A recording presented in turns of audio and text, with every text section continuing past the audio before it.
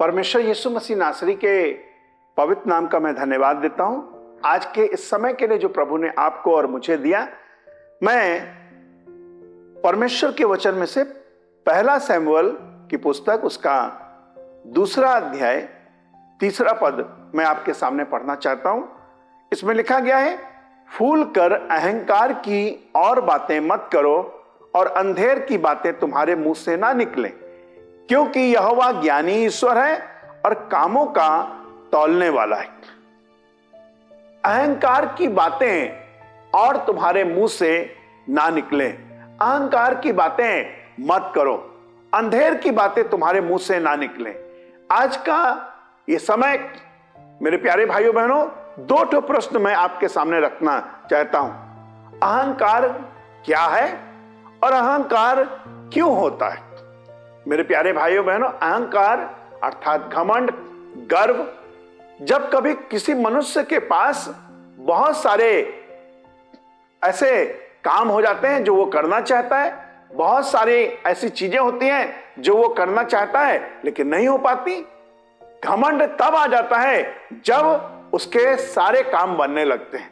मेरे प्यारे भाइयों बहनों, खुदा का कलाम क्या बताता है? अहंकार की और बातें तुम्हारे मुंह से ना निकले। दूसरा विषय है, अहंकार क्यों होता है? जब मनुष्य के जीवन में पैसे की बढ़ोतरी हो जाती है, या वो बहुत सुंदर होता है, या बहुत उसके पास ताकत होती है, बहुत सारे लोग उसके आसपास होते हैं, तो वो फूला नहीं समाता। मेरे प्यारे भाई बहनों, वो घमंड करने लगता है, अहंकार करने लगता है।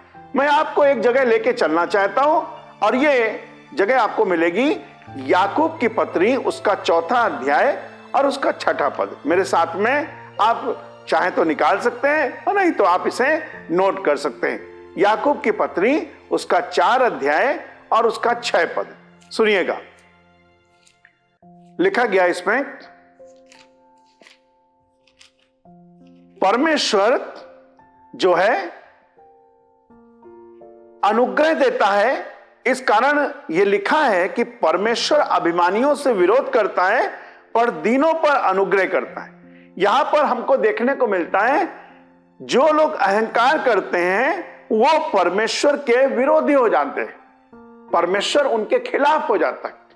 क्या आप चाहते हैं कि आपके खिलाफ परमेश्वर हो जाए? मैं तो कभी नहीं चाहूंगा कि मेरे खिलाफ परमेश्वर हो जाए। मैं तो ये चाहूंगा परमेश्वर मेरा साथ दे। इसलिए अगर मेरी प्रार्थना सुनी जाती है तो मैं अहंकार नहीं करूंगा। अगर मैं कोई काम करता हूं, अच्छे से कर पाता हूं, तो अहंकार नहीं करूंगा। हो सकता है कि मैं बहुत खूबसूरत हूं, लेकिन इसके बावजूद भी मैं अहंकार नहीं करूंगा। मेरे पास बहुत ताकत है, मेरे पास बहुत ज्ञान है। मेरे प्यारे भाइयों बहनों, आपको और मुझको अहंकार की बातें बोलने से अपने मुंह को रोकना है। कहना है कि मैं अहंकार की बातें नहीं बोलूंगा। एक दिन परमेश्वर का सेवक इस बात को कहने लगा कि बलवान अपने बल पर घमंड ना करे, ज्ञानवान अपने ज्ञान पर घमंड ना करे, और ना धनवान अपने धन पर घमंड करे। यह अहंकार करना हमारे पतन की निशानी होता है। जब कोई व्यक्ति अहंकार करता है तो ये जान लीजिए कि अब उसका पतन निश्चित होने वाला है। वो गिर जाएगा, वो बर्बाद हो जाएगा।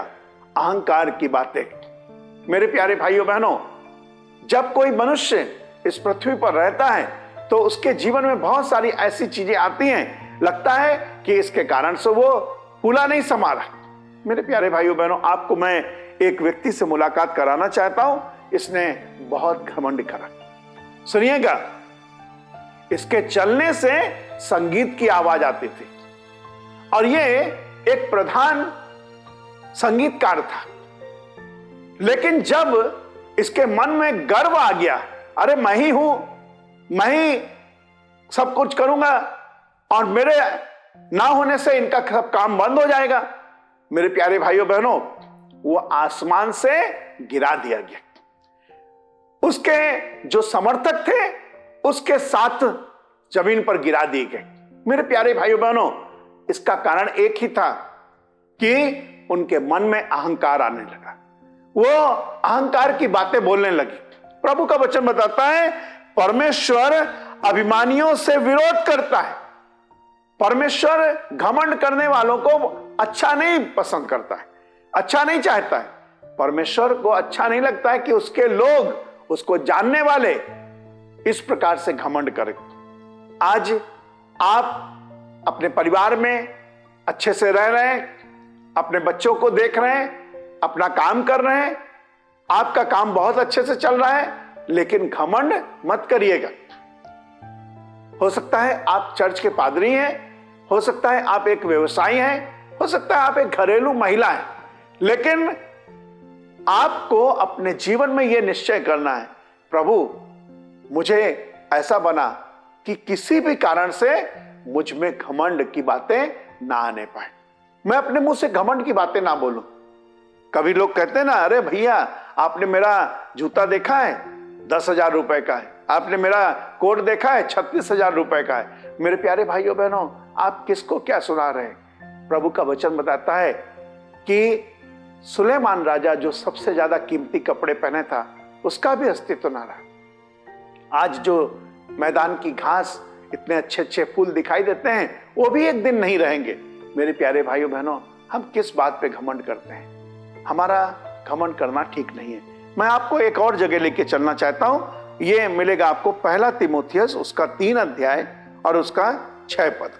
पहला तीमुथियुस उसका 3 अध्याय और 6 पद लिखा गया इसमें, सुनिएगा। फिर ये कि नया चेला ना हो, कि ऐसा ना हो कि अभिमान करके शैतान का सा दंड पाए। प्रभु का वचन क्या बता रहा है? कहीं कोई ऐसा नया चेला ना हो कि अभिमान करे।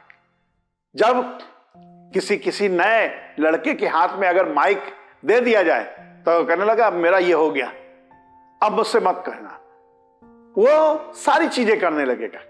प्रभु का वचन बताता है इसी प्रकार से नए चेले के लिए बोला गया है, कहीं अभिमान ना करने लगे और अभिमान करके उस शैतान का सा कहीं दंड ना पाए। मेरे प्यारे भाइयों बहनों, खुदा का कलाम आपके लिए मेरे लिए एक समान है।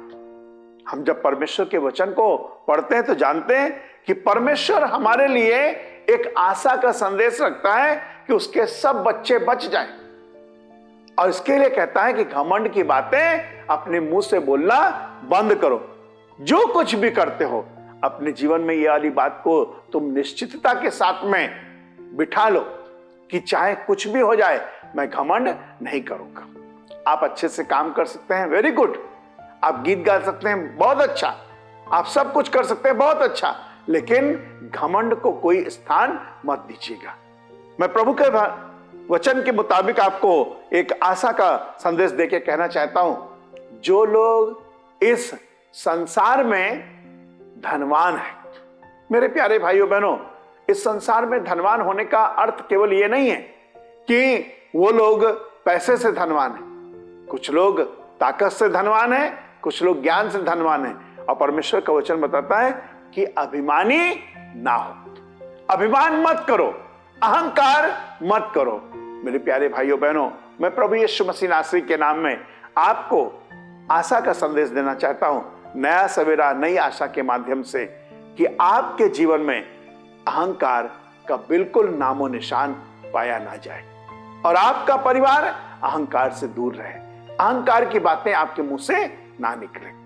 अपने आप को प्रभु के हवाले करें और प्रार्थना करें जिससे परमेश्वर की महिमा हो। प्रभु के नाम का मैं धन्यवाद देता हूं इस वचन के लिए जो परमेश्वर ने आपके लिए हमारे लिए दिया। सारा आदर सारी महिमा मैं परमेश्वर को देता हूं। आइए हम उसके हवाले अपने आप को करें और उससे दुआ मांगे। परमेश्वर पिता, हम आपका धन्यवाद देते हैं, प्रार्थना करते हैं आप हमारे और हमारे परिवार पर अनुग्रह करें, हमारे जीवन पर अनुग्रह करें, किसी भी रीति से हमारे जीवन में घमंड ना आने पाए। यीशु मसीह नासरी के नाम में मांगते हैं, आमीन।